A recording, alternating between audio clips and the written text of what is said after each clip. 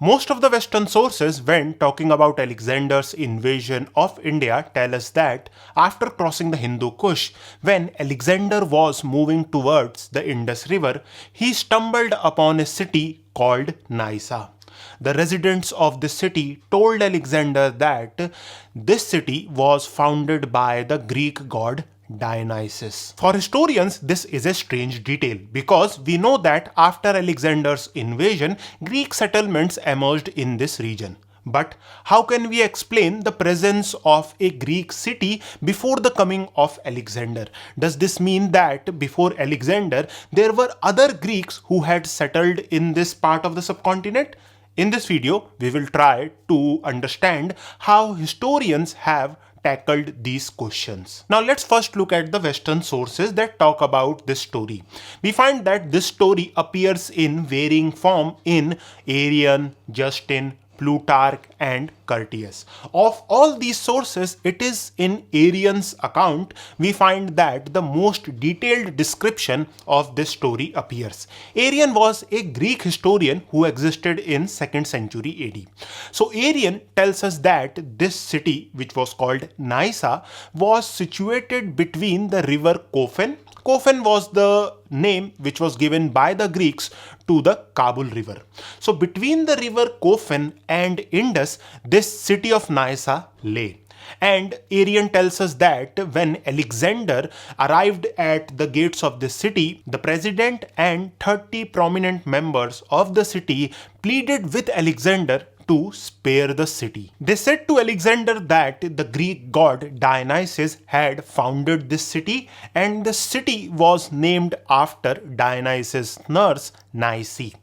And when we look at Arrian's account and other accounts that talk about Nysa, we find that three important details emerge. These are: first, residents of Nysa were not Indian. Secondly, all the sources mention that there was no king in Nysa. According to Arrian, Nysa was ruled by aristocracy. Thirdly, this settlement had two social categories: free citizen and inferior citizen. Here, what does it mean by inferior? Whether it is talking about slaves, we do not know because the source does not provide us further detail. So these are all the information which we get from Western sources. Now the question comes, what should we make of these details? First, let's analyze the story of Dionysus and his invasion of India. Dionysus, as we all know, was a Greek god, and the story of him conquering all Asia, including India, existed before the coming of Alexander. The story of Dionysus' conquest of India is not only questioned by historians, but someone like Arrian, who was writing in 2nd century AD, find it hard to believe. He further states that the legend of Dionysus and his founding of the city of Nysa, Alexander wanted to believe this legend because he would use this legend to urge his soldiers to not only rival the exploits of Dionysus but to surpass it by going further into India. Now there are scholars who believe that even if the story of Dionysus and his founding of a city called Nysa is a myth, but we cannot ignore the fact that there is a possibility that there were Greek settlements in this region before the coming of Alexander. These scholars use both Indian sources and Western sources to argue that Greeks lived in this region before the arrival of Alexander. Now let's take some Indian sources which these scholars have mentioned. So first comes Panini. We all know that Panini was a grammarian who existed before Alexander. And in Panini's Ashtadhyayi, he mentions that the feminine form of Yavana is Yavanani. Katyayan, who was also a grammarian and who most likely existed before Alexander, argues that the term Yavanani refers to the writing of the Greeks. Now, Katyayan uses the term Yavana Lipyam for the writing of the Greeks. So, if the view of Katyayan here is correct, then it means that when Panini was writing his Ashtadhyayi, he was familiar with the Greek script. Historian A.K. Narain argues that since Panini hailed from the region around Takshila, there is a possibility that Yavanas or Greeks lived near this region. Now, Ashtadhyayi is not the only Indian source that provides us some reference of the presence of Greeks before the coming of Alexander. In Majjhim Nikai is part of the broader Sutta Pitak, and it is a Buddhist text that was composed between 3rd century BC and 2nd century AD.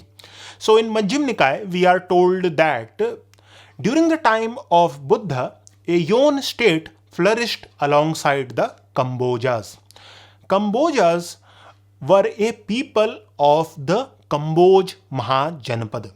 So Kamboj Mahajanpad, as we know from other Buddhist sources, that this Kamboj Mahajanpad was situated in the northwestern part of the Indian subcontinent. So this reference of Majjhim Nikai means that during the time of Buddha, a Yon state was also present in the northwestern part of the Indian subcontinent, and the term Yon is the Pali or Prakrit version of Yavana. Yavana is in Sanskrit and Yon would be in Pali or Prakrit. Now Majjhim Nikai also tells us that these Yonas had two social categories, Arya or Das. Now, if you have listened to the first part of the video carefully, you would remember that in Western sources, we are told that the Nysians had two types of citizens, free citizens and inferior citizens. And we all know that in the Greek world, there were citizens and slaves. So these two social categories were there in the Greek world. And this is mentioned in Majjhim Nikai, and this detail is also present in Western sources that talk about Nysa. So this reference of Majjhim Nikai and the reference from Panini's Ashtadhyayi tells us that there is some possibility that before the arrival of Alexander's, there was a Greek presence in the northwestern part of the Indian subcontinent. In the Western sources too, there are some evidence to suggest the presence of Greeks in this part of the subcontinent. For example, the Greek states that were part of the Achaemenid Empire, they were threatened by the Achaemenids with exile to the far eastern corners of the Achaemenid Empire. Now, what was the far eastern corner of the Achaemenid Empire? It was the region of the northwestern part of the Indian subcontinent. So, the Achaemenids used to exile rebellious Greeks of Asia Minor or parts of Europe to this part of the Indian subcontinent. Then we also find that in the Achaemenid states, there were also Greek mercenaries and Greek officials. For example, when we talk about Darius the Great, we are told that Darius the Great had tasked a Greek named Scylas to map out the Indus River. So based on this evidence, there is a possibility that the exiled Greeks or the Greeks who were part of Achaemenid government machinery, they had some settlements in this part of the subcontinent. Now when the Achaemenid rule started to weaken west of the Indus River, these Greek settlements became independent. One such Greek settlement was the settlement of Nysa, which Alexander stumbled upon during his invasion of India. However, there are other scholars who completely reject all of this story of Nysa.